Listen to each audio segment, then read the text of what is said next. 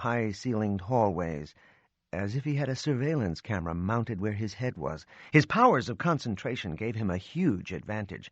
He was almost supernaturally aware of everything going on around him. A security guard was riffing with young black males outside the coffee shop. They were all mental defectives, for sure, the toy cop especially. No threat there. The hospital police office was up ahead. The lights were out, though. Nobody home right now. So where were the hospital patrol cops? Were they waiting for him someplace? Why didn't he see any of them? Was that the first sign of trouble? At the inpatient elevator, a sign read, ID required. Soniji had his ready. For today's masquerade, he was Francis Michael Niccolo, RN. He took the central elevator to 4. No problem so far. No hassle. He got off at his stop, pumped to see Sharif Thomas again, to see the look of shock and fear on his face. Soniji peered down the corridor to where he knew Sharif was being kept. His room was at the far end of the building, isolated for safety, right? So, this was the high and mighty NYPD in action. What a joke. Everything was a joke if you thought about it long and hard enough. Soniji lowered his head and started to walk toward Sharif Thomas's hospital room. Carmine Groza and I were inside the private hospital room waiting for Soniji, hoping that he would show. We had been here for hours. We never heard a noise at the door. Suddenly, it was swinging open.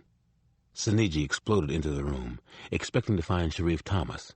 He stared at Groza and me.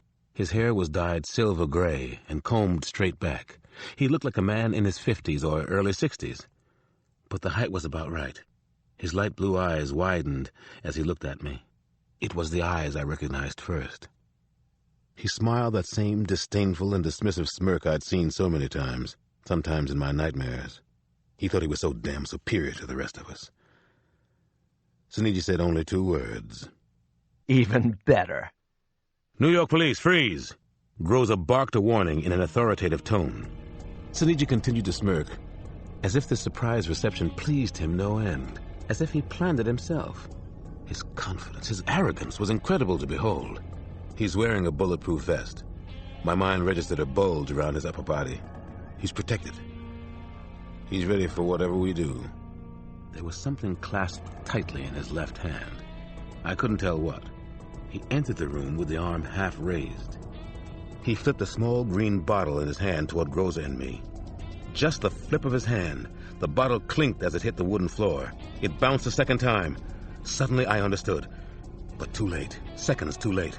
Bomb! I yelled at Groza. Hit the floor! Get down! Groza and I dove away from the bed and the caroming green bottle. We managed to put up sitting chairs as shields. The flash inside the room was incredibly bright. A splintered shock of white light with an afterglow of the brightest yellow. Then everything around us seemed to catch fire. My trousers and shoes were engulfed in flames. I covered my face, mouth, and eyes with my hands. I could hear a sizzle, like bacon on a grill. I prayed it wasn't me that was cooking. Then I was choking and gurgling, and so was Groza. Flames burst and danced across my shirt, and through it all, I could hear Soniji. He was laughing at us. Welcome to hell, Cross. Burn, baby, burn. Groza and I stripped the bed of blankets and sheets and beat out our burning trousers. I told Groza, he's got another firebomb. I saw another green bottle, at least one. We hobbled as best we could down the hospital corridor, chasing after Soniji. 2 other detectives were already down outside, wounded. Soniji was a phantom. We followed him down several twisting flights of back stairs. The sound of the foot race echoed loudly in the stairway. What the hell does he want? Groza yelled at me as we kept moving. What the hell's he gonna do now? I think he wants to die, I gasped. And he wants to be famous, go out with a bang. That's his way. Maybe right here at Bellevue. Attention was what Gary Soniji had always craved. From his boyhood years, he'd been obsessed with stories of crimes of the century. I was sure that Soniji wanted to die now, but he had to do it with a huge noise. He wanted to control his own death. I was wheezing and out of breath when we finally got to the lobby floor. I saw a blur of hectic movement ahead, maybe 30 yards across the front lobby. I pushed through the nervous crowd trying to exit the building. Word had spread about the fire upstairs. The flow of people in and out of Bellevue was always as steady as a subway turnstile, and that was before a bomb went off inside. I made it onto the stoop in front of the hospital. It was raining hard, gray and awful outside. I looked everywhere for Sinigi. A cluster of hospital staff and visitors were under the front awning smoking cigarettes. They seemed unaware of the emergency situation, or maybe these workers were just used to them. The brick path leading away from the building was crowded with more pedestrians coming and going in the downpour. The umbrellas were blocking my vision. Where the hell had Gary Sinigi gone? Where could he have disappeared to? I had the sinking feeling that I'd lost him again. I couldn't stand any more of this. I kept searching, frantically looking up and down the busy, noisy street. I couldn't let him get away. I would never get another chance as good as this. There was an opening in the crowd. I could see for maybe a half a block. There he was. Sinigi was moving with a small clique of pedestrians headed north on the sidewalk. I started to go after him. Groza was still with me. We both had semi-automatics out. We couldn't risk a shot in the crowds, though. Sinigi peered to the left, to the right, and then behind. He saw us coming. I was sure he'd seen me. He was improvising his escape, a way out of the extreme and dangerous mess. The sequence of recent events showed deterioration in his thinking. He was losing his sharpness and clarity. That's why he was ready to die now. He's tired of dying slowly. He's losing his mind. He can't bear it. A Con Edison crew had blocked off half the intersection. Hard hats bobbed in the rain. Traffic was trying to maneuver around the roadwork. Non-stop honkers everywhere. I saw Sinigi make a sudden break from the crowd. What the hell? He was running toward First Avenue, racing down the slippery street. He was weaving, running in a full sprint. I watched as Gary Sinigi spun quickly to his right. Do us all a favor, go down! He ran alongside of a bright blue city bus that had stopped for passengers. He was still slipping, sliding. He almost fell. Then he was inside the goddamn bus. The bus was standing room only. I could see Sinigi frantically waving his arm, screaming orders to the other passengers. Jesus God, he's got a bomb on the city bus. Detective Groza staggered up beside me. He signaled wildly for a car, waving both arms. A police sedan pulled up beside us, and we jumped inside. Are you all right? I asked him. I guess so. I'm here. Let's go get him. We followed the bus up First Avenue, weaving in and out of traffic, siren full blast. We almost hit a cab, missed by inches, if that. Remember the Mad Bomber in New York? Sinigi probably does. The Mad Bomber was famous. He has hostages. Groza spoke into the two-way on the dash. He's on a city bus heading up First Avenue. He appears to have a bomb. The bus is an M15. All cars stay on the bus. Do not intercept at this point. He has a goddamn bomb on the M15 bus. I counted half a dozen blue and whites already in pursuit. The city bus was stopping for red lights, but it was no longer picking up passengers. Try to get close, I told the driver. I want to talk to him. Want to see if he'll talk anyway. It's worth a try. The police sedan accelerated, then weaved on the wet streets. We were inching alongside the bright blue bus. I had the side window of the car rolled down. Rain and wind attacked my face, but I could see Sinigi inside the bus. He had somebody's child, a bundle of pink and blue, cradled in his arm. He was screaming orders, his free arm swinging angry circles. I leaned as far as I could outside the car. "Gary!" I yelled. "What do you want?" I called out again, fighting the traffic noise, the loud roar of the bus. "Gary, it's Alex Cross!" Passengers inside the bus were looking out at me. At 42nd Street and First, the bus made a sudden sweeping left turn. "What's on 42nd Street? What's up ahead? Where the hell could it be going?" "We're coming up on Grand Central Station. Another cellar. A glorious one that went on for city blocks. The cellar of cellars." Gary Sinigi was already out of the bus and running on 42nd Street. He was headed toward Grand Central Station, headed toward home. He was still carrying the baby in one arm, swinging it loosely, showing us how little he cared about the child's life. I made my way down the crowded stone and mortar passageway from 42nd Street. It emptied into an even busier Grand Central Station. Thousands of already harried commuters were arriving for work in the Midtown area.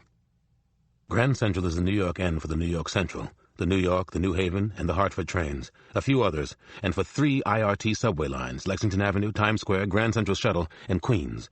The terminal covers 3 blocks between 42nd Street and 45th Streets. 41 tracks are on the upper level and 26 on the lower, which narrows to a single 4-track lane to 96th Street. The lower level is a huge labyrinth, one of the largest anywhere in the world. Gary's Cellar. I continued to push against the densely packed rush-hour crowd. I made it through a waiting room, then emerged into the cavernous and spectacular main concourse. The gates to dozens of tracks were visible from where I stood. Detective Groza caught up with me in the concourse. He's still got that baby, he huffed. Somebody spotted him running down to the next level. I led Groza down more steep stairs, under a lit sign that said Oyster Bar on this level. The entire station was under massive construction and renovation, which only added to the confusion. We pushed past crowded bakeries and delis, plenty to eat here while you waited for your train, or possibly to be blown up. Detective Groza and I reached the next level. We entered a spacious arcade surrounded by more railway track doorways. Signs pointed the way to the subways, to the Times Square shuttle. Groza had a two-way cupped near his ear. He was getting up to the second report from around the station. He's down in the tunnels. We're close, he told me. Groza and I raced down another steep deck of stone steps. The building was vibrating. The gray stone walls and the floor shook beneath our feet. We were in hell now. The only question was, which circle? I finally saw Gary Sinigi up ahead. He wasn't afraid of anything anymore. I could see it in his eyes.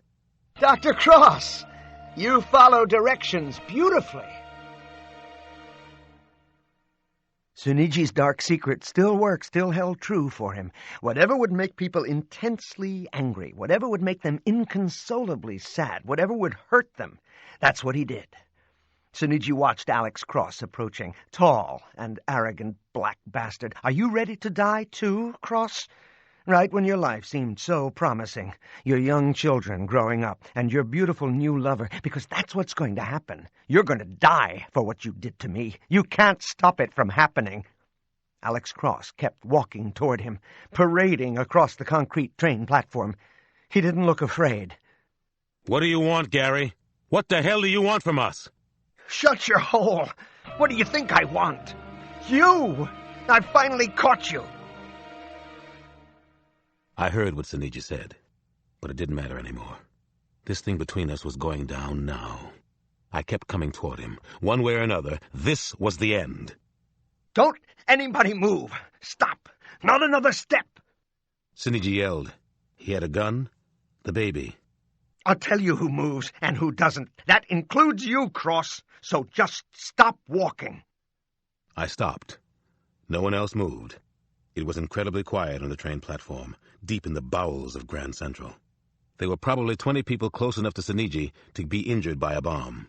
He held the baby from the bus up high, and that had everybody's attention. Detectives and uniformed police stood paralyzed in the wide doorways around the train tunnel. We were all helpless, powerless to do anything to stop Siniji. He began to turn in a small, tight, frenzied circle. His body twirled around and around, a strange whirling dervish. He was clutching the infant in one arm, holding her like a doll. I had no idea what had become of the child's mother. Siniji almost seemed in a trance. He looked crazy now. Maybe he was. The good Dr. Cross is here. How much do you know? How much do you think you know? Let me ask the questions for a change. I don't know enough, Gary, I said. He continued to turn, to spin, as if he were playing a theater in the round. You'd all like to kill me. You're all killers, too. Siniji did another slow spin around. His gun pointed out, the baby cradled in his left arm. The infant wasn't crying, and that worried me sick. The bomb could be in the pocket of his trousers. It was somewhere. I hoped it wasn't in the baby's blanket. He gestured with his free arm at the underground caverns. He continued to walk slowly toward the rear of the platform. As a kid, this is where I always dreamed I would escape to. Take a big, fast train to Grand Central Station in New York City. Get away, clean and free. Escape from everything. You've done it. You finally won. Isn't that why you led us here? To catch you? I'm not done. Not even close. I'm not finished with you yet, Cross. Siniji stopped moving. He stopped backing toward the rear of the platform. Everyone was watching him now, probably thinking none of this was real. This doesn't end here, Cross. I'm coming for you, even from the grave, if I have to. There's no way you can stop this. You remember that. Don't you forget now. I'm sure you won't. Then Siniji did something I would never understand. His left arm shot up. He He threw the baby high in the air, and the people watched, gasped as the child tumbled forward. They sighed audibly as a man 15 feet down the platform